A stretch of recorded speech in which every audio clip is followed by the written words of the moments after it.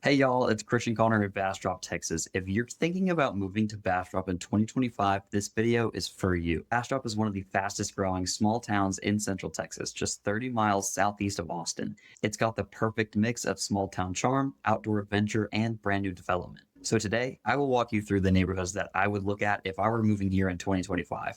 I'll give you the pros, the cons, who each neighborhood is best for, and a couple of fun facts along the way. So let's dive in. First up is the Colony, which in my opinion is the flagship neighborhood here in Bastrop. If I were moving here in 2025, this would be one of the first places that I would check out. The Colony isn't just one subdivision anymore. It's made up of several gated sections, ungated sections, each with its own character and price point. We start off with the Old Colony. This is the official first gated section. It's the original section with homes that tend to be more expensive and on bigger lots compared to these new builds that are coming in.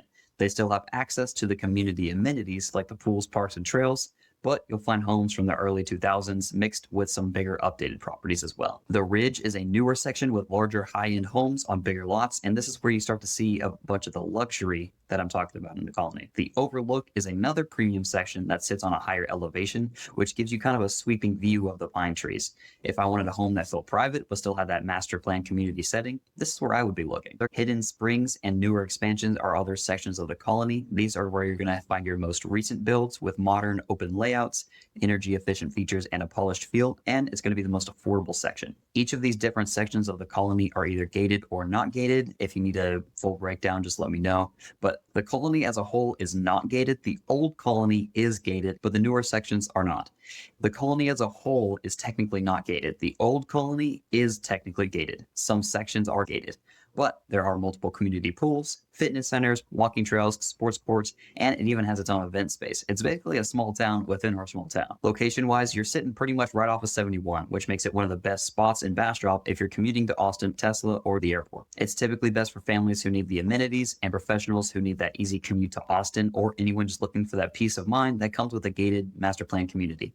And a fun fact, the Colony has been recognized multiple times as one of the top communities in Central Texas, and it continues to expand with new phases. So you're likely to see brand new construction here for years to come. Next is going to be Circle D. This is where Bastrop starts to feel kind of like the country again. Circle D is known for its oversized wooded lots, anywhere from half an acre to several acres, with tall pine trees everywhere you go. You're going to get lots of privacy, not like your typical subdivision.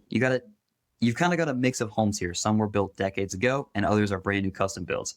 A lot of them were rebuilt after 2011 wildfires. The homes here are a complete mix. Some were built literally decades ago, or brand new custom builds. Most of them were rebuilt after 2011 in that wildfire because the fire burned most of the area. While you'll still see some open patches, you're also going to find newer homes that sit on land which has already been cleared and ready for some more growth. This is the type of place you'll live if you're going to put up a workshop, store your RV, keep chickens, or have rooms for kids and dogs to run. It's tucked farther back into Bastrop near the state park, so you're just minutes from the hiking, camping, and fishing that the state park does offer.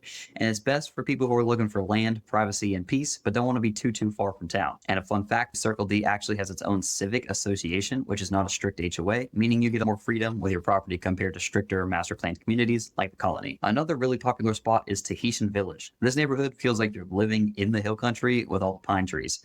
The roads are winding, the terrain is hilly, and it's covered in those freaking pine trees. You're going to see everything from quirky cabins to modern new builds. It's not cookie cutter at all. Every house has its own personality here. But that being said, there are some sections where developers bought the whole street, so you might see a little bit of cookie cutter there, but compared to the other neighborhoods in Bastrop, this is not cookie cutter. There are no HOA dues here. However, there is a property owners association that oversees building guidelines. What really makes it stand out is the Colorado River is just on the other side of most of these streets, and the Bastrop River Club for kayaking, fishing, and picnicking. If I wanted to feel like I was tucked away in nature, but still be like 5 minutes from downtown Bastrop, this is where I would look. This neighborhood tends to be best for nature lovers, outdoorsy families, or anyone who wants something unique and not part of a super strict HOA. Fun fact, all of these streets are named after Hawaiian islands and destinations. It adds to the quirky charm that makes the neighborhood very memorable. Let's move on to Pecan Park. This is one of Bastrop's newer communities with construction mainly in the last 5 to 7 years. The homes are smaller, more affordable compared to places like the Colony, but they still have the modern layout and energy efficiency. Some neighborhood features are sidewalks, neighborhood green spaces, proximity to shopping, HEB,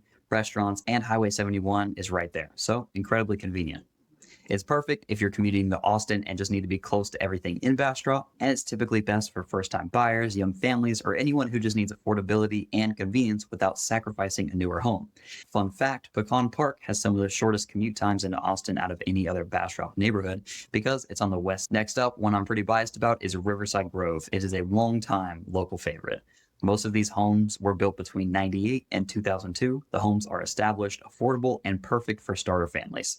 This neighborhood is also going to have sidewalks, and it backs up to a greenbelt and Bob Bryant Park. So if you ever want to go have a park day or want to go down to the Colorado, literally a walk away. This one's going to put you in the center of Bastrop, close to the high school, middle school, elementary school. There's shopping and restaurants nearby. You get that suburban neighborhood vibe, but within being literal seconds of downtown and the Colorado River. It's a win-win. It's best for families with kids going to the schools nearby or anyone who wants an affordable neighborhood in the heart of town. One of my favorite neighborhoods. Fun fact, I grew up here for a few years, and it's one of the most walkable neighborhoods in Bastrop, with trails connecting it directly to the Colorado. Now we're going to talk about Colovista. It's a golf course community with a mix of established and newer homes, many back directly to the course or green space, giving great views. This area typically has larger, more expensive homes on bigger lots compared to the in-town neighborhoods, and a quieter, more polished environment. This neighborhood is perfect if you want that feel of a country club community without having to live in Austin's high price points. It's typically best for professionals, retirees, or anyone seeking a polished, scenic community. And a fun fact, Colovista's golf course is one of the most scenic in Central Texas, perched above the Colorado River with sweeping views. This one's a bit of a bonus, but it's Double Eagle Ranch. It's technically in Cedar Creek. It's a lot closer to Austin, but this is kind of called that. This one is a bit of a bonus. It's called Double Eagle Ranch. It's in Cedar Creek, technically. It's a lot closer to Austin, and this is more of that upscale country living. The homes here are large, a lot bigger, more luxury, and some of them are even custom built. Many of them are on 2 to 5 acre lots. Think of big stone exteriors, open layouts, and plenty of space. This makes it one of the best spots if you work in tech or you need to commute to Austin for work because it's the closest neighborhood that you're going to get. The location makes it one of the best spots if you want that kind of country living feel, but still commute to Austin or Tesla. It's got privacy, luxury, and land. It's the full Texas package. It's typically best for executives, professionals, or anyone looking to escape the city for that upscale kind of acreage living. And because of its proximity to Tesla's Gigafactory, this neighborhood has become a hotspot for relocations from Austin's tech industry. Another option is going to be Lake Bastrop Acres, or better known as LB. The homes here are a wide mix. There's mobile homes, older ranch homes, and even brand new homes. There's bigger wooded lots with tons of privacy here. There's no HOA, which makes it attractive to people who don't want restrictions. And you're right next to Lake Bastrop, so you can boat, fish, and camping just seconds away. It's typically best for outdoor lovers, budget buyers, and people who want land without HOA rules. The neighborhood is divided into North Shore and South Shore, both of which connect directly to campgrounds and boat ramps on Lake Bastrop. If you want walkability and character, look at downtown Bastrop. Historic homes, many dating back to the 1800s and 1900s, full of charm and unique architecture. Think wraparound porches, tall windows, tons of character. These homes are gorgeous.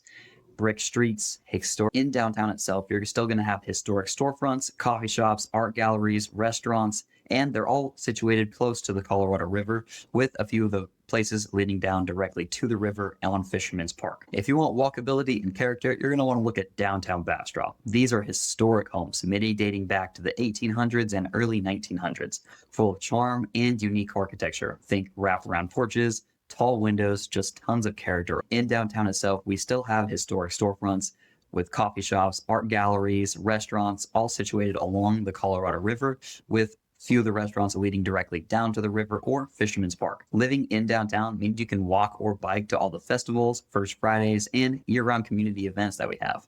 And it's typically best for buyers who want some history, charm, in a home that actually tells a story. Fun fact about downtown Bastrop, it's one of the oldest towns in Texas, founded in 1832, and it has over 130 buildings listed in the National Register of Historic Places. That's pretty crazy. Next up is Hunter's Crossing. Mainly built in the early 2000s, these homes are more affordable compared to Bastrop's newer developments. You're still going to have sidewalks, green belts, parks, and trails connecting to the city system. There's also a really cool pond and other areas in this neighborhood. It's right off of 71, close to Walmart, H-E-B, and Bastrop's kind of retail hub per se.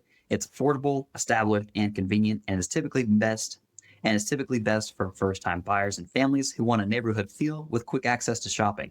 And a fun fact, Hunter's Crossing Park is one of Bastrop's largest parks, perfect for sports, playgrounds, and other community events.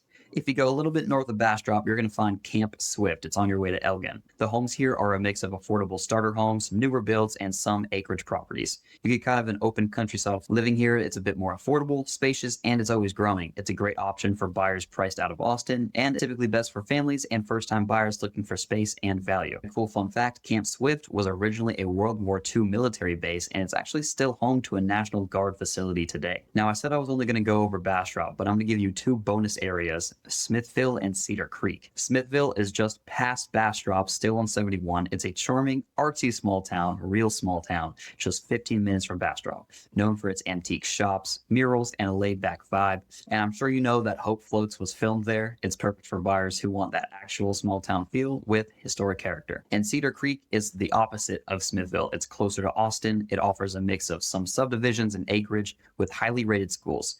It's perfect if you want land and easy access to Austin. Cedar Creek High School is one of the fastest growing in Bastrop ISD, showing just how many new families are moving here. So there you have it. If I were looking to move to Bastrop in 2025, these are the neighborhoods that I would be looking. Bastrop really does have something for everyone, whether you need space, affordability, luxury, or history. If you're thinking about moving to the area, my info is down below. I would love to give you a tour and help you find your perfect spot in Bastrop County. Thank you for watching. Don't forget to subscribe, and I will see you in the next video.